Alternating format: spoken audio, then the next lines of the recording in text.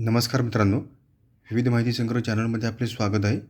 आज आपण भारतीय खाद्यांचे प्रकार कोणते आहेत ते पाहणार आहोत. आयुर्वेदानुसार भारतीय खाद्यांचे खालील प्रकार आढळतात. गोड. गोड अन्न ग्रहण केल्यास मानवी शरीरात ऊर्जा निर्माण होऊन मानवी विचारांना तल्लख बनविण्याचे कार्य त्या माध्यमातून होते. खारट. आयुर्वेदानुसार खारट चवीचे अन्न हे मानवी शरीरातील पचनक्रियेस मदत करते. तिखट. मानवाच्या शरीरातील अन्न चयापचयाच्या क्रियेमध्ये मदत करण्याचे कार्य तिखट पदार्थ करीत असल्याचे उल्लेख आयुर्वेद करतो. कडू. कडवट चवीचे पदार्थ आयुर्वेदानुसार मानवी शरीरातील रक्तशुद्धी करण्याच्या प्रक्रियेत मदत करतात. तुरट.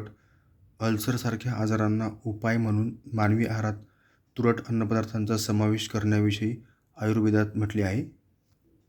आणि आंबट. आंबट चवीचे खाद्यपदार्थ खाल्ल्यास मानवी शरीरातील पचनसंस्था व हृदय यांचे कार्य व्यवस्थितपणे कार्यरत राहण्यास मदत करतात.